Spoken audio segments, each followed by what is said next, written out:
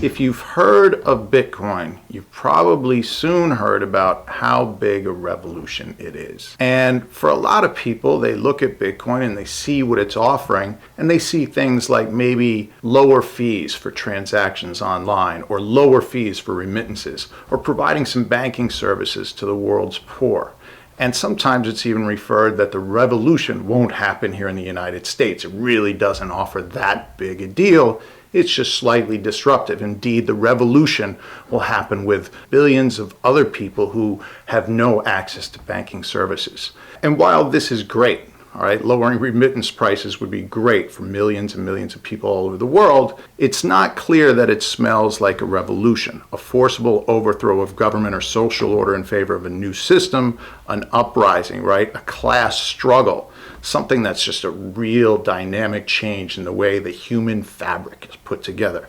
It's possible that maybe the word they're really looking for is disruptive, okay, and a disruptive technology is just one that comes in and sort of replaces other technology. So Bitcoin is offering to come in and replace sort of traditional financial services with a focus on credit cards, PayPal, and sort of banking fees in general. But what seems ever clearer is that the idea of Bitcoin is still poorly understood. And in fact, there's a lot of red herrings out there that are disguising sort of what is going on and what Bitcoin can actually do. And one of the biggest red herrings of all was this whole story with Silk Road, where thousands of people were able to order their drugs online and they were using Bitcoin as the exclusive payment of transfer, because Bitcoin was the only system that you could get anonymity online. Okay, so traditionally, if you're buying something online, you have to put in your banking information, your name, your phone number, and so much more, right? And usually what this involves is going into some bank and providing some sort of identification. In fact, no bank can legally let you deposit money without complying with the AML KYC laws. And that's anti-money laundering, know your customer. And a lot of these were put in place after 9/11. And part of the idea of this is actually anti-terrorism. They don't want Americans sending money to terrorists, okay? And if they do, they want to be able to track it, so sending money to terrorists. And as Bitcoin rose in popularity with the big Silk Road scandal of a few months ago, it seems like all that was talked about was how Bitcoin provided the anonymous payment service that none of the credit cards or banks could do before. And so Bitcoin was looked at this way of being able to do nefarious deeds online or elsewhere. And in some ways, that's a big red herring because yes, Bitcoin does offer some levels of anonymity. And in fact, that's likely to even improve as the coding improves and new services for sort of tumbling your coins to hide the origin of where those coins came from. And so yes, Bitcoin already offers more anonymity than traditional services, and it seems likely to improve. So Bitcoin does anonymity better than anything online, okay? There's no other way to send value online with as much anonymity as Bitcoin. But what this leaves out and why this idea is such a red herring, I don't know what a herring really looks like, but let's draw a little fish. Why this is sort of disguising the ideas and values of Bitcoin is that Bitcoin does the exact opposite even better. So as good as Bitcoin is with anonymity, it's actually much, much better at offering something the world's never known: full transparency. And I know a lot of people who are involved in Bitcoin kind of coil at the idea that transparency could even be offered by Bitcoin. But again, Bitcoin's a tool, and it really does offer a full slider where you could have anonymity over here and transparency over here. And the user, because it's just an open tool, can choose which direction they want to go.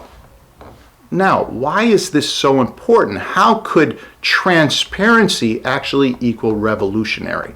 How would it offer us more of a solution to understand how Bitcoin can be so different than the world before us? Well, the world has been very interesting lately. When George Orwell in his book 1984 imagined the world, this kind of weird future where there were cameras everywhere and people were trying to hide from being seen, he never imagined something like Facebook where people would actually do the opposite themselves. You actually have people with live cams on themselves all the time. You have bloggers, everybody trying to talk to the world, trying to show the world who they are. You can go to someone's Facebook page and see photos of them in the most ridiculous states of their life, okay, doing drugs, half naked, jumping off of cliffs, making out.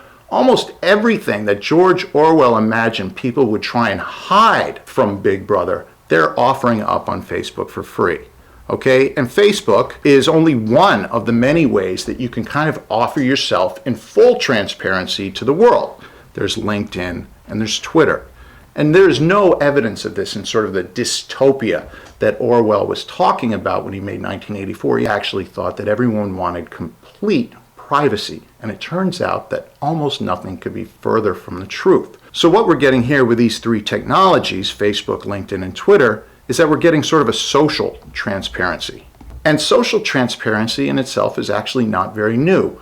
You have gangsters who dress like gangsters. You have religious people who dress like religious people. You have sports fans trying to tell you who they are in their shirt, t-shirts claiming everything that you could possibly imagine, your hat, your tattoos. In hindsight, it turns out that it's pretty easy to see that people were always looking for a release, a way to express themselves in a way that they didn't have to talk, that their transparency was just evident from their own persona.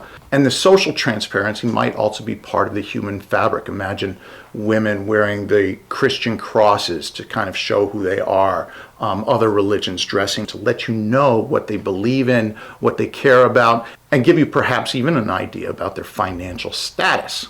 Okay, so let's rewind the clock, because when Bitcoin came out in 2009, again, it was basically just a tool set. Okay, Bitcoin's a protocol for money. And the idea is that it is programmable. So you can do a number of different things with it. And ideally, anyone could do whatever they want. So if I want to create a bank on my phone, I can actually program that in. If I just want to hold money and hide money, I can program that in. If I want to send a transaction, say I want to send money to my son when he turns 21 years old, I can actually program that in today.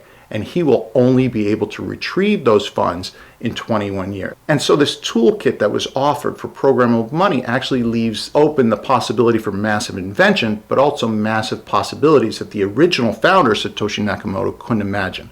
And in fact, Satoshi Nakamoto's his original paper had a lot to do with sort of anger at banks, control of money, and sort of the whole way cash is being handled online. And he looked at this mostly as an online tool. He never imagined that it would possibly enter into brick and mortar or something like that. Okay, but in 2009, his butterfly flapped its wings in Brazil. And chaos theory talks about sensitive dependency on initial conditions. If you put a tool out there, you're never exactly sure which way it's going to go. And it seems clear that Bitcoin could run into some sort of, say Bitcoin started here on top of the mountain. It could run into some sort of all-out war with governments and everyone arguing over rights and freedoms, anonymity, and sort of freedom from government inspection. Okay? And that's something that a lot of people hold dear. But what not many people seem to consider is it might be able to go down this other side of this hill based on transparency. Now let's look at some of the ways that maybe that might play out, right? So it's not hard to imagine that a company like Whole Foods would embrace transparency, okay? They already have, right? They're always looking for new ways to show the people who walk into their store that the items they bought were organic, or they were produced in sort of an environmentally friendly way, or they were produced in a way that cares about humans. And it's very difficult to do that, it turns out. So if Whole Foods wants to prove to you that the coffee beans they bought were actually bought and adhering to a number of standards, well, they have to basically wait for a number of seals of approval by these institutions that most people have never heard of. But with Bitcoin, Whole Foods might be able to change their game entirely.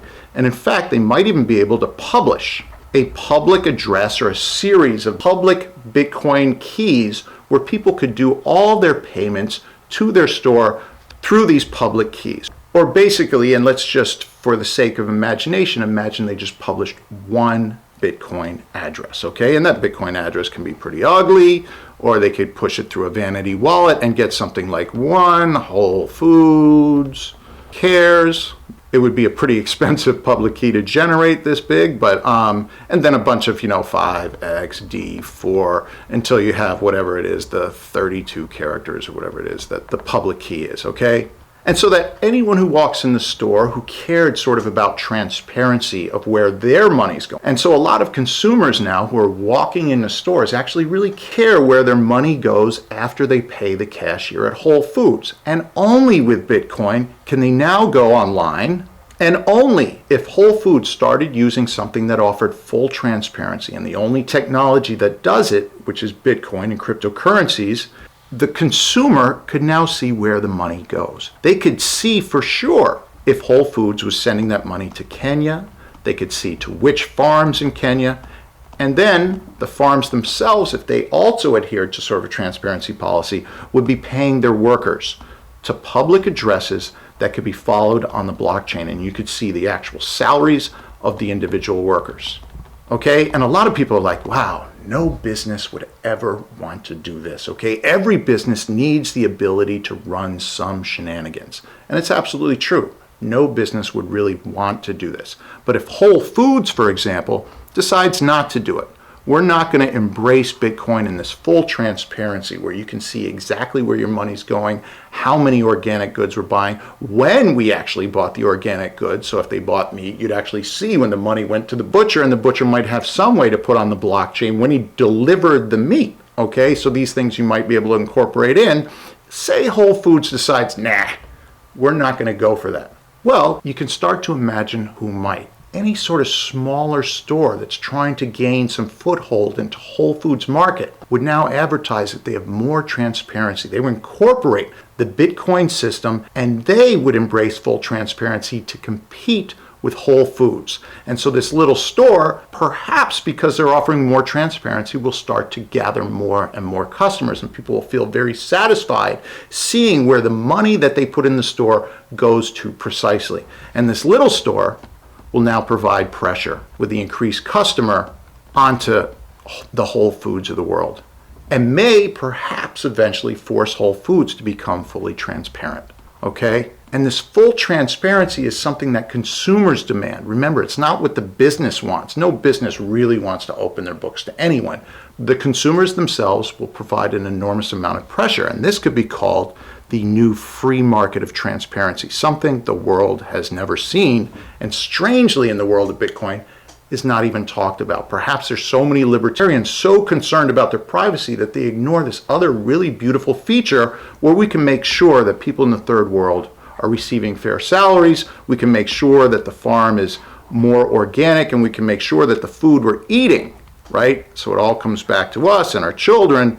The food we're eating is good for us and good for the world. Okay, so we could really provide this amazing feedback loop with full transparency. Now, it's interesting to realize that Whole Foods is a very good example, but it's only one example where this free market pressure for full transparency could change the way the world works. In fact, if you start to think about charities, right?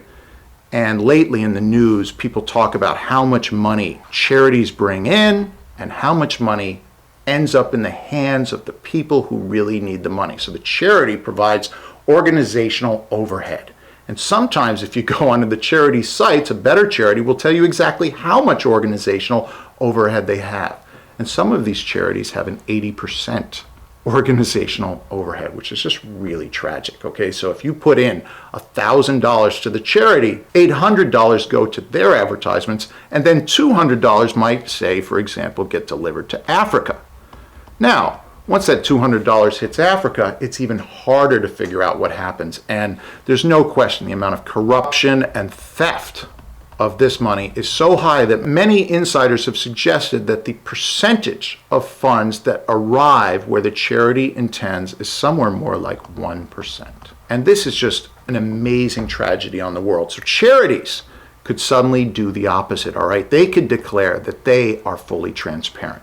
And they're going to find an amazing free market pressure, because the more transparent they are, the more likely they're going to get donations. So instead of accepting payments from credit cards or cash or whatever it is, if they include their Bitcoin address and only receive payments by that and only pay out from their Bitcoin addresses, right? And there's some issue with having one address and all that, but we're not going to worry about that as a technicality. There's a lot of ways to provide sort of an open, transparent wallet where all your receiving money comes in and then all your spending can go out. And these charities would be under enormous free market pressure to provide 100% transparency of their funds. And they could call the charity of transparency. And then we could see the money leave the US. We could see how much sticks sort of in their operational overhead. And my guess, by the time you start using Bitcoin, you're going to start to see it drop to things like 10%. And then when it arrives in, say, Africa or South America or even in the US somewhere, right, we'll see where the funds go. Because we're going to be insisting that all the recipients on the entire chain, until we actually see that the people who need the charity most are receiving their money into their public addresses. And they'll be more than happy to have a transparent address, because it'll mean the percentage of the charity money that actually lands in their pockets is going to go from 1%, right, to something possibly as high as 95%. And government officials and all these people who normally get in the middle of all this money because they have control over the banking system, they have controls over how payments work in their country, are going to be left out of this chain. And they're going to actually have to turn around and start to plead to their citizens for this money in the form of taxation.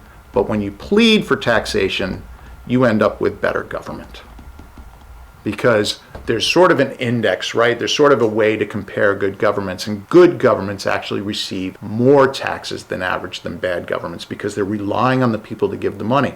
But if the people are giving the money, they're going to riot unless the government is providing real services. So by ignoring the sort of corrupt governments on the way in, you might end up giving them some money on the way out, but then they're going to actually have to provide some services. And this pressure could really be created by this free market of transparency. Okay, something that people just don't talk about with Bitcoin. Now, let's move on. Governments, right? Right now, we hear all this stuff about government needs to regulate Bitcoin. It's so terrible. All this laundering, right? All this AML, KYC stuff, all these nefarious purchases, all these drug users. But it turns out, if the government sits back and lets this possible free market for transparency kick in, they may end up in situations where it's easier to tax, right? Because as you walk down the street, you will no longer want to just put your money into any company. You'll really wonder what that company is doing. And there's real enormous pressure right now by consumers for a company to be good to the earth, good to the people, good to the health, right? Not buy poisons, not include chemicals. As you're walking down the street, you're going to find that almost all your purchases that you may want to make, so this is this possible world, right? You may walk down the street and insist that every store and every purchase that you make goes on to the Bitcoin blockchain so that you can follow what that store does with the money. Well, if those companies are being transparent, well, then they have to be transparent also for the government. So at the end of the year, instead of having to provide a 1040 or a 1041E or this, that, and the other thing and all this blah, blah, blah about taxes, really at the end of the year, the company would just have to press a button and all their taxes would just spit out. And there's no need even for the IRS, right? Because with full transparency, boop, boop, boop, all taxes can be paid with just one button click, okay? Now, there's another side to the government as well, and we kind of started mentioning it with how it might work in Africa or other countries, but overall in the whole world, there's $1 trillion per year of corruption. And it seems clear that the place where corruption happens the most, where the greatest percentage of this corruption money is being just stuffed into people's pockets, is inside the government itself. And government programs are very hard to price, and they're very hard to analyze, and no one wants to spend the money to set up the analysis and all the accounting. Well, guess what? That can all be done for free. Bitcoin offers free accounting. Okay, so all the money spent on accounting, all the money for all these crazy sort of analysis, let the freshman in sociology download the blockchain and do all the analysis you need on a laptop, okay? These types of tools will really be available if people turn to Bitcoin as a form of transactional currency inside the government. And there's no question that transparency, basically sunshine, is the one thing that really tackles corruption. And corruption is just a really big problem in Europe. It's a really big problem in Greece, in Italy, in Spain, in Africa, in Asia, in Thailand. wherever you go, there's big, big problems with corruption because you pay someone, but then you don't know what they do with that money. Bitcoin follows them every step of the way, every penny, every cent, to every pocket it goes to. Transparency in a way the world has never known. There's nothing ever been made like it, okay? So, say you're a politician and you're opening a new government program, or say you're running for election. You could now claim that you're working on a fully financially transparent platform where all your programs are going to be fully transparent, and indeed maybe even your own personal life will become fully transparent. People are very curious of how government officials spend their money. Now, this is not to say that they will legally have to do it, but again, it's a close race. One politician, right? I remember when Romney didn't want to release his tax records, is running, and another politician is running against him, and the other politician says, boom, here's my Bitcoin accounts, here's every penny I've made, here's every penny I've spent. He doesn't have to do it, but he can offer up something that he's never been able to offer up before: transparency in a way the world's never known. And so it becomes this sort of pressure again. It's like a free market pressure for politicians to open up the account books. It's a pressure for government systems and government programs to open up the accounting. And it's a really big pressure on those who want to make all their money off of corruption, bribery, treachery, stealing all kinds of funds that are sent to Africa and India and all that. And they're making enormous amounts of cash, and they're driving through Africa in their beautiful ATVs while the people still stay poor. Okay, so corruption is a real, real tragedy. And a free market of transparency could take the world's corruption of $1 trillion a year and drop it down to hundreds of thousands. Seems unlikely, but there would be certainly a major, major drop in the amount of possible corruption that exists. Okay, and we've already spoken about the Whole Foods of the world, or the competitors to Whole Foods, who by using transparency would find themselves a market edge. And this idea, I mean, it's just amazing how little you hear about perhaps Bitcoin's one of its most stunning revolutionary features. And most people seem to think that transparency of money is a terror, but it actually could provide part of this revolution that Bitcoin might be offering. And remember, it's a slider. So if you don't want transparency, the tools are going to get better and better and better for you to provide full anonymity of your transactions. But if you find that in your personal life, you like Facebook, LinkedIn, you really have nothing to hide, and you might find some economical advantage or some sort of job hiring advantage to slide your slider over to full transparency, well, then you can use that part of the tool as well. That's it for today, but we're going to continue with this idea of Bitcoin's revolution and how it's really not fully understood, much the way that in Runnymede in 1215, few realized when they were making the Magna Carta that Clause 39 would really make the Magna Carta amazing, and almost all the other clauses were just so much garbage that they'd basically be dumped. Few realized in 1215 that that one clause, the 39th clause, as they're sitting there, the bloody nobles and the bloody king signing this document, few realized that it would provide most of American liberties today. We're looking at a revolution of liberty, okay? And it's a revolution that really needs to be well understood. And it's not about 3% fees on credit cards, and it's not about lowering remittances by 9%. Those are great things. But the revolution of Bitcoin is actually much, much bigger than that. And even if Bitcoin itself fails, the idea that we could provide full transparency in some of these other revolutionary ideas that we're going to talk about are going to be with humanity forever. And this all started in 2009 by a guy who was just a little bit upset at the banks and not understanding the amazing tool he was providing, much as the nobles and the king didn't really understand how the Magna Carta would eventually be called the Magna Carta de Libertatum in 1215, and would affect every country in the world in a dramatic way and provide rights to citizens. And it would provide the rule of law. Okay, so that's it for today. Hope you enjoy our video. Please remember to like, subscribe, comment, do whatever else you want to do, and we'll catch you in the next video.